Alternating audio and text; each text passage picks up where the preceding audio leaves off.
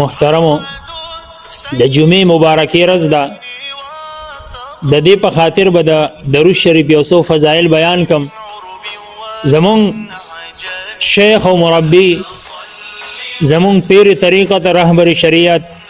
حضرت مولانا پیر عزیز الرحمن هزاروی رحمت الله علیه اکثر بدا فرمایل وې درود شریف کثرت سره وای او بیا ملاوی کی تاسو ته په دیوانی سره نه بدا فرمایل اکثر بیان کې بيدا مونږ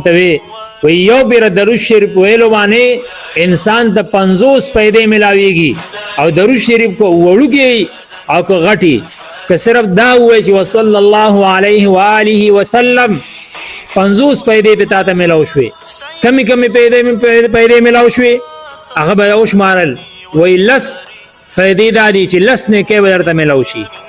لس ګناونه به معاف شي په دی وجہ لس رحمتونه مرمانه نازل شي او لس درجات به چې کم نه بلند شي او سلام دی بکی اولستلو نوې الله چې کم نه فرمایي چې څوک زما په محبوب باندې یو سلام راولېږي زه په لس سلامونه را لېږم نو معنا دا شو چې یو پیر درود شریف ویلو سره انسان ته پورا 50 پیدا ملاويږي چې یو سړی لس پیری وي یو سړی شل پیری وي سل وي د جمعې مبارکې ورځ ده